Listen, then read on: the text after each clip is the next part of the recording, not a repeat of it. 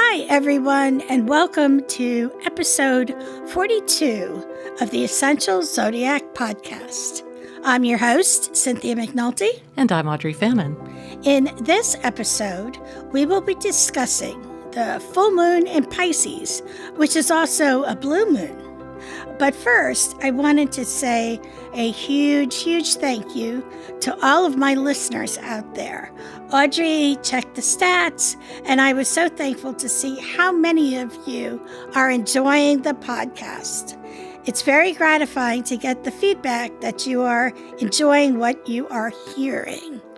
Also, remember now, there is still time this month to take advantage of Essential Zodiac's birthday. All services are discounted 10%. You can find all the information on my website under Essential Zodiac Birthday Promotions and on the Essential Zodiac Facebook page. So now on to the full moon in Pisces. Now, we started August with a full moon, and now we are ending August with a full moon. Hence, this second moon is a blue moon. The phrase once in a blue moon refers to something that happens very rarely, and blue moons are a rare occurrence that occur every 2.5 years on average. The last blue moon occurred in October 2020. This year's in particular will appear closest to the Earth, resulting in a super blue moon. So when you look up, the full moon will be on August 30th. So when you look up into the sky, the moon is going to look huge.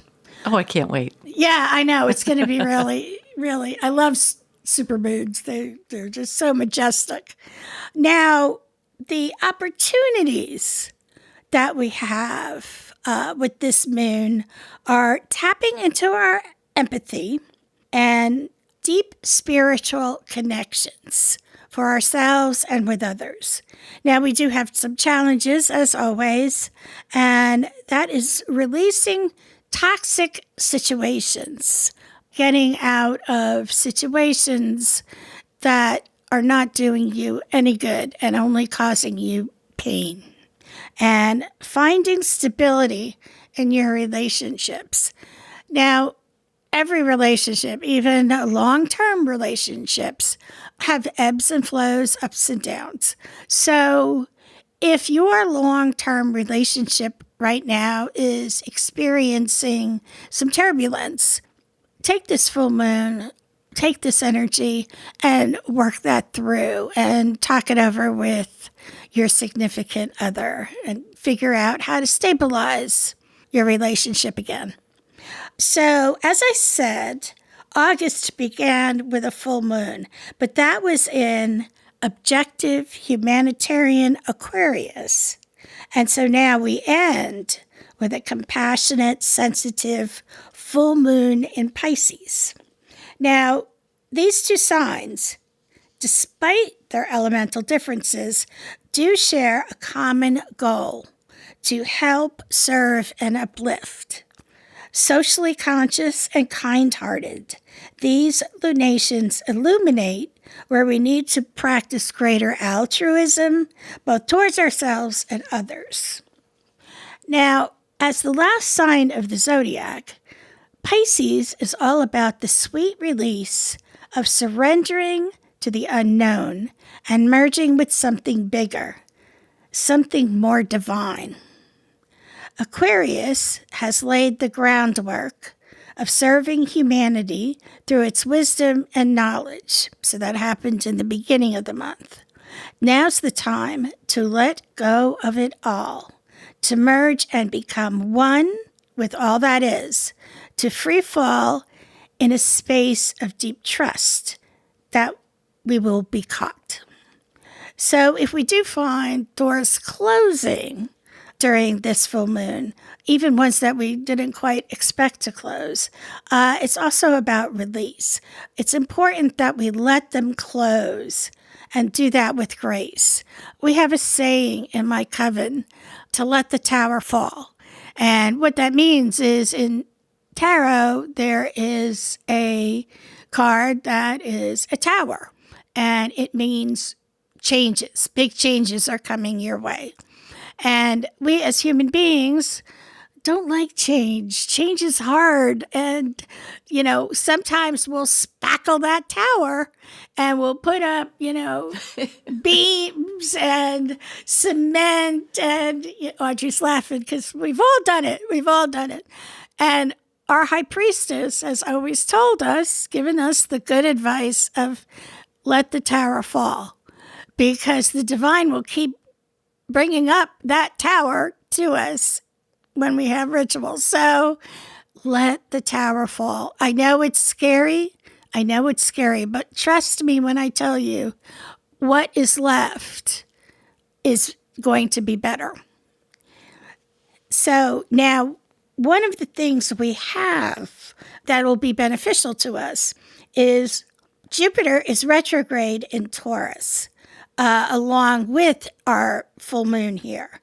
And this transit urges us to make calculated risks instead of jumping in without looking. Basically, it's a call to read the fine print.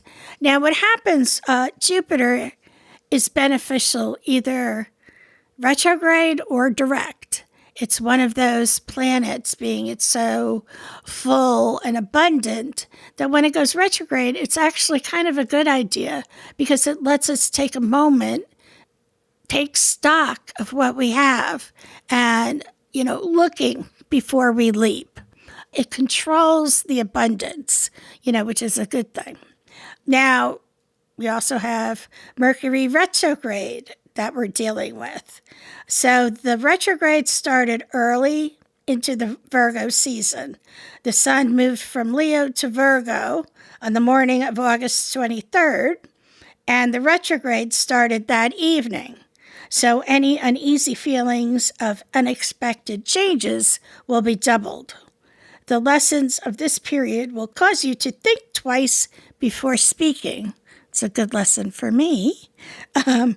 Thinking twice before agreeing to anything or pressing submit on any online form. Wait until September 15th when Mercury turns direct. As always, Mercury retrograde is our research time. It's our reworking, revamping time. Of course, there's times where we do have to continue with our lives. We can't just... Audrey's shaking her head. She knows we can't just hide in the closet and, wait. So be smart. Make extra copies. Follow up with phone calls. Do your due diligence, and that'll help you get through the retrograde. It will take work. Make no mistake. Saturn, the karmic taskmaster, is closely conjunct with this lunation. And what that means is Saturn and the moon are close together in the sky. And so Saturn will test us, push us, and restrict us. Yet at the same time, Saturn is the planet of responsibility and maturing. Remember, Saturn's in Pisces now, and he asks us over the next few years to do the very, very hard work of letting go of anything that has captured us in a veil of illusion. It is now time to take off those rose-colored glasses and really face reality. He asks us that we face our emotions and come to terms with how we may have attempted to run away from all that we feel and all that brings us to a place of discomfort. It's very, very easy to keep those uncomfortable feelings or lock away those uncomfortable conversations in the closet. But eventually you're going to fill up that closet so much, the door is not going to shut and you're going to have to deal with it. So dealing with one or two things at a time can help you cope, but also get rid of what is no longer serving you or what is bringing you down. Saturn commands us to have better boundaries. No is a complete sentence, and you are entitled to use it. He reminds us that despite the insecurities that will no doubt arise now. We are more than good enough. Okay, remember that. We are enough.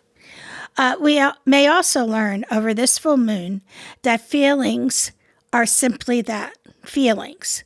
They are our inner guidance system, the internal navigation that points us towards what we need changing. Gloominess, apathy, these feelings show us where we need to move, where we aren't expressing who we truly are.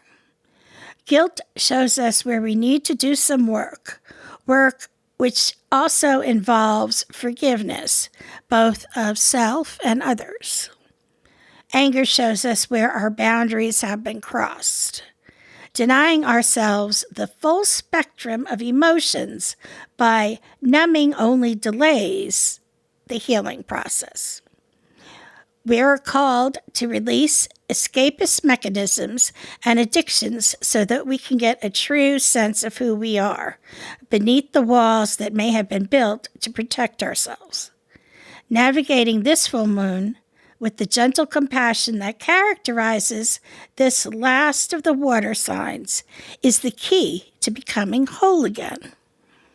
Now I'm going to take a little break, and when I come back, we will have horoscopes for this super blue moon in Pisces. The Essential Zodiac podcast comes your way every other Friday with insights into current celestial activities and how they affect our own lives and those around us. You can stay connected between episodes by liking and following The Essential Zodiac on Facebook, Instagram, and Twitter. And don't forget, Cindy publishes the Skywatch Journal with additional guidance and special updates. You can subscribe at the website, essentialzodiac.com. Back to you, Cindy. Thanks, Audrey. Okay, so here we have some horoscopes for the super blue moon. So we'll start off, of course, with Aries. Who are you when nobody is looking, Aries? That's the question. This is an opportune time for independent soul searching and recognizing the physical importance of rest. Spending time getting to know who you are and what you value and identifying those major dreams can help direct you to where you need to be in order to manifest your ideal life. Taurus. It's great to surround yourself with like-minded people, Taurus, but living in an echo chamber has its cons, too. This lunation is a time to notice where groupthink could be feeling too restrictive. Speaking up, even if it goes against the grain, is valuable. Gemini. Your ego is on full display right now, Gemini, but don't be afraid to push the limits on what is possible in terms of your career. This full moon will be a review period for practices at work that might have outlived their usefulness. Don't be afraid to put your foot down when necessary. Cancer. It might feel like you're on the precipice of something bigger and greater than yourself, Cancer. So explore all the nooks and crannies of your surroundings right now. However, you should embrace for impact. Traveling, whether in emotional, physical, or spiritual realms, is never perfect. This is a moment to embrace patience on the journey. Leo. Letting go can feel bittersweet, but it's necessary to your spiritual growth. This lunation will likely bring up some transformative conversations, and Leos will be challenged to respond with their authentic truth. Take time to reevaluate what's been working in your social circle and how it's impacted you from moving forward. Virgo. Make time for romance, Virgo. This ultra-steamy full moon is reminding you that intimacy is part of self-care, too. But don't get too caught up in your fantasy. This can pose plenty of issues in your relationship. This lunation points to a serious review of partnerships and signals an opportunity to revisit the boundaries within them. Libra. Boundaries, Libra. That's what this full moon is all about. Making time for yourself, spiritual maintenance, and your wellness routine is important. And it's okay to turn down some of your invites to get your head in the game. While there could be some annoying reworking needed during your 9 to 5, it's meant to make routines more efficient in the long run. Scorpio. The supportive full moon is here to encourage you to take a leap of faith in your passions, Scorpio. It's an important time for you to dig deep and to remember that your muses can evolve as they do. From finishing an art project to creating intimacy, this is a time all about doing what feels good. Sagittarius. You're a no boundaries type of sign, Sagittarius, but this lunation is bringing you back down to earth and connecting you to some domestic matters. You should remember that building a nest takes time and patience, and putting in the work now will be worth it in the long run. Now is a time to take action to make your home truly feel like a sanctuary. Capricorn. Typically staying grounded is your superpower, Capricorn, but the no-limit type of mindset is infiltrating your thoughts. So being gentle with other people's zany or unrealistic ideas can be a major strength too.